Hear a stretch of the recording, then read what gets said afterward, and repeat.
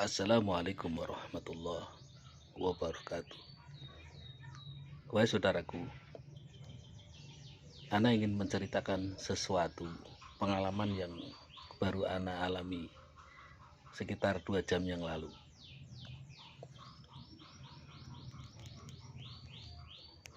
Ana bukan tausiah ya, karena Ana bukan ulama, bukan kiai, dan juga bukan orang alim. Namun hal ini demi Allah betul-betul Ana alami. Ana sendiri juga kalau ingat peristiwa tadi Ana masih merinding.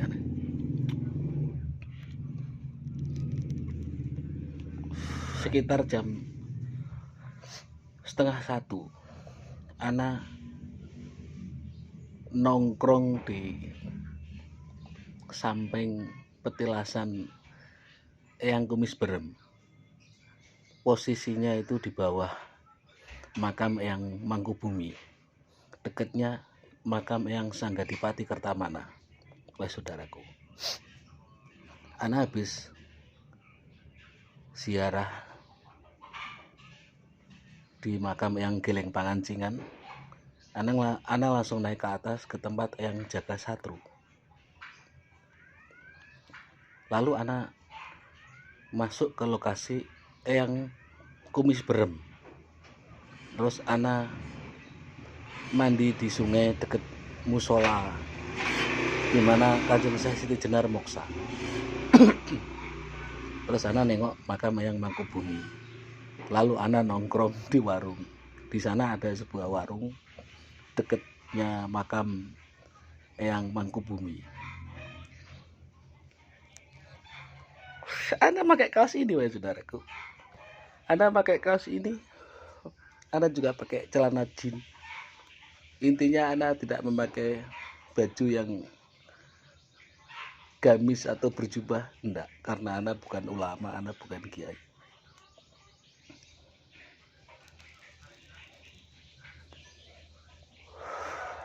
Di situ ternyata ada rombongan dari Kerawang, Indramayu, sama rombongan kalau tidak salah dari Jakarta. Itu ada 2 bus. Mereka pakai jubah, pakai baju muslim semuanya. Lalu Ana turun. Selesai ngopi, Ana turun, wahai saudaraku. Ana lihat sekumpulan kera, banyak sekali kera. Namun ada satu kera yang aneh. Wajahnya itu kayak memancarkan cahaya kuning.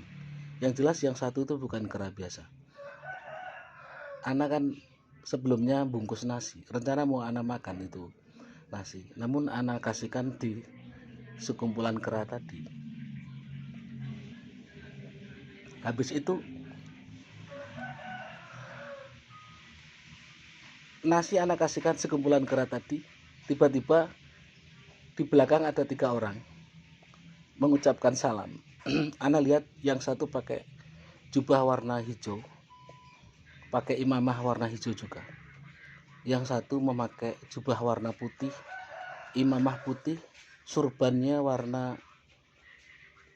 agak keputihan campur biru, kotak-kotak. Yang satu memakai sarung warna hijau, bajunya putih, pakai surban seperti jarit kebu gadung, hitam kecoklat-coklatan. Salah satu dari, kalau Ana memandangnya seperti pakaian ajenan. Beliau menangis. Saya tanya, kenapa Abah menangis? Lihat Ana, katanya. Ana kan bilang seperti itu. Beliau bilang, Ana tahu bahwa engkau bungkus nasi, hendak engkau makan. Namun kamu kasihkan ke kera-kera itu, katanya. Beliau menangis. Ana cium tangan beliau karena Ana menghormati orang yang lebih tua. Ketiga-tiganya beliau Ana cium tangannya, wahai saudaraku. Lah, di samping Ana itu ada orang bekerja karena dari pihak Pemda lagi ngasih dana dari pihak Cakar Alam itu, membuat tempat-tempat itu kan direnovasi, rencana buat tempat wisata. Ternyata orang yang bekerja itu bilang gini, "Bapak sedang bicara dengan siapa?" Anak kaget, Mas, saudaraku. Kan Anda lagi berbincang-bincang dengan 3 orang yang memakai jubah dan surban itu, imamah itu kan. Bahkan waktu Bapak itu nanya, "Bapak sedang bicara dengan siapa?" Ketika beliau-beliau itu memandang ke arah orang yang menanya itu, ya saudaraku. Ana bilang gini, "Loh, kan di depan Bapak ada orang itu, 3 orang. Emang Bapak nggak melihat?" "Saya nggak melihat apa-apa," katanya. "Tapi Bapak sepertinya bercakap-cakap." Itu bulu-bulu Anda mulai merinding, wahai saudaraku. Peristiwa tadi. Ya sudah, karena beliau nggak melihatnya ya. Terus Ana pamitan ke 3 orang tersebut. Ana cium tangan beliau, Ana pamitan. Langsung beliau bilang, "Hati-hati nak ya di jalan," gitu. Ana pulang, wahai saudaraku. Namun sebelum nyampe rumah, Ana mampir di tempatnya jualan cincau, wahai saudaraku. Ana minum cincau. Tiba-tiba ada orang yang menghampiri Ana. "Assalamualaikum," katanya. Saya lihat beliau pakai baju muslim. Beliau bilang, "Bapak punya rokok gak?" "Punya, Pak." Anak kasih rokok. Disuluhlah sebatang rokok. Anak tidak bicara apapun. Beliau langsung bicara begini, "Yang nemuin ente itu yang kumis berem, yang geleng pangancingan, yang jaga satru." Beliau bilang seperti itu. Anak kaget. Padahal itu yang rombongan ziarah 2 bus ya, wahai saudaraku, yang pakai baju muslim gamis semua, tidak ditemuin sama beliau-beliau. Anak pakai kaos ini, pakai celana ala kadarnya, mungkin kotor lagi kan. Ternyata beliau menemuin Ana semua.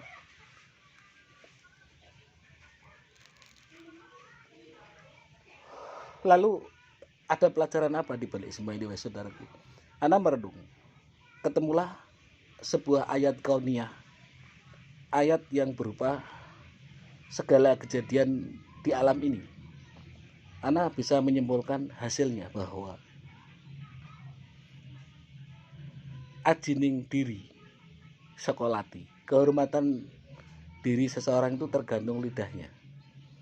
Ajining rogo tekan busono. Jadi kalau cuma dipandang dengan mata, wahai saudaraku, yang mulia itu bajunya. Namun jika di hadapan Allah dan orang-orang yang di tingkatan para arifin billah, yang mulia itu bukan pakaiannya, namun hatinya. Allah Maha tahu, dan beliau-beliau itu orang-orang yang kasyaf, bisa melihat hati seseorang.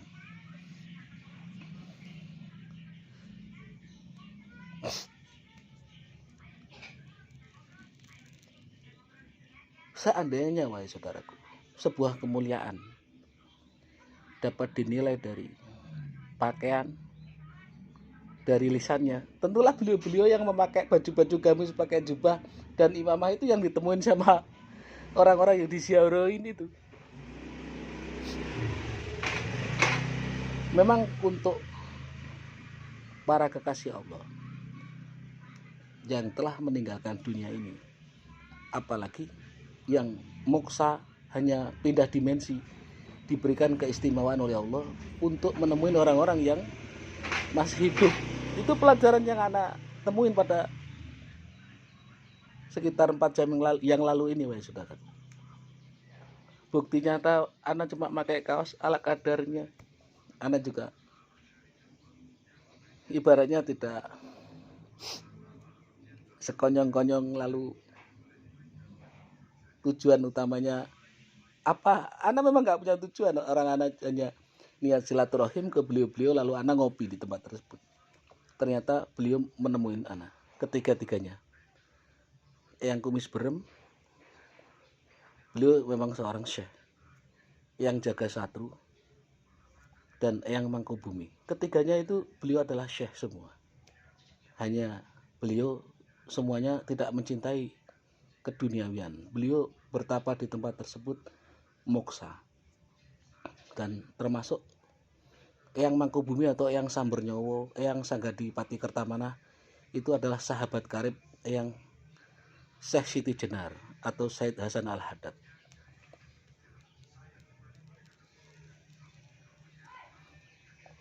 Pengalaman Anda pada siang hari ini, antum bisa ambil hikmahnya atau tidak? Itu tergantung antum memfilter sebuah hikmah. Wahai saudaraku, tidak perlu antum meninggikan derajat antum, namun Allah lah yang akan meninggikan derajat seseorang tatkala hatinya memang betul-betul putih dan bercahaya. Walaupun engkau menghinakan dirimu, tatkala memang hatimu bercahaya, maka para cahaya itu bisa menilai biasan cahaya dari dalam dada antum. Tidak perlu antum teriak-teriak, apalagi membenarkan diri, mengangkat diri sendiri, atau mencari alibi pembenaran. Itu tidak perlu, karena orang mata dan hatinya itu bisa menganalisa sebuah kebenaran. Antum tidak perlu mengatakan saya ini, saya itu. Tidak perlu, ya saudaraku, karena alam tetap akan memunculkan sesuai roda kehidupan dan sang waktu yang akan menghantarkan.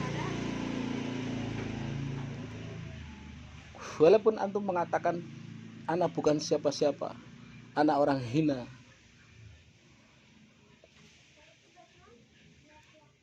anak berlumur dosa, istilahnya seperti itu, namun Allah Subhanahu wa Ta'ala, para malaikat tetap mengetahuinya, dan para kekasih Allah bisa mengetahui kekasih Allah yang lain. La ya'riful wali ilal wali. Hanya para kekasih Allah yang bisa mengetahui kekasih Allah lainnya. Jika orang-orang yang belum masuk di tingkat arifin billah, mereka masih terkesima dengan penampilan, kata-kata, karena mereka masih tingkatannya iman kepada tokoh. Tatkala iman seseorang sudah betul-betul hanya kepada Zatullah, la maujudun, la maujuda bihaqqi ilallah, di matanya sudah tidak ada apapun, pangkat, derajat, nasab apapun sudah tidak ada, yang ada hanya Zatullah. Seluruh keakuan dan keegoannya sudah lenyap. Bahkan dia punya nama namun tak bernama, punya gelar bahkan 1000 gelar namun dia tidak bergelar. Itulah orang-orang yang sudah menyatu kepada Zatullah di dalam sifatullah.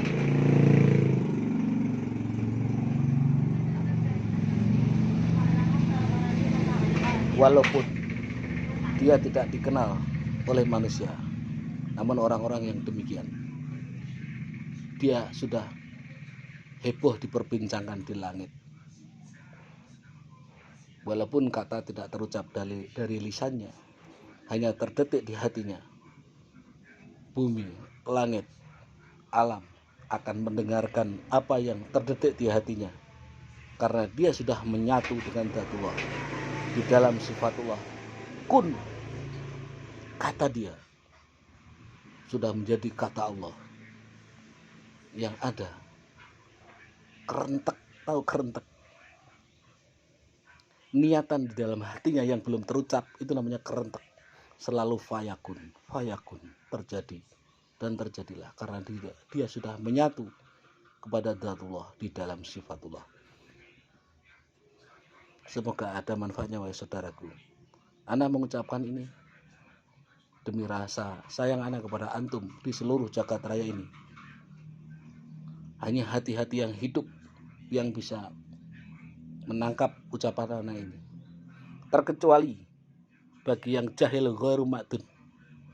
Jahil ghairu ma'dun itu adalah orang yang salah, sudah tahu salah, selalu mencari alibi pembenaran, selalu mengklarifikasi, dan selalu mencari alasan-alasan agar dirinya nampak benar. Ingat wahai saudaraku, Allah tidak tidur. Segala kesalahan-kesalahan tersembunyi yang engkau lakukan terrekod semuanya, tercatat semuanya di dalam tulisan yang ditulis oleh malaikat Raqib dan Atid, dan nanti akan dipertontonkan di hadapan seluruh makhluk di yaumul hisab, disaksikan oleh baginda Nabi Muhammad SAW. Antum jangan terlalu membanggakan diri ataupun menyalahkan orang lain. Bisa jadi makom dia sudah dekat dengan Allah, bahkan mungkin dekat dengan Rasulullah. Jika antum tahu, mungkin antum akan malu sendiri. Seandainya orang yang engkau anggap remeh, engkau hinakan, dia mengajak antum ketemu Rasulullah, berbincang-bincang, dan Rasulullah memaki-maki antum, apa gak malu antum? Karena orang yang engkau anggap remeh ternyata disayangi Rasulullah, antum gak tahu juga kan? Siapa tahu orang yang engkau anggap ibaratnya bayi kemarin sore, anak yang baru lahir menetas, ternyata setiap sholat selalu didatangi Rasulullah.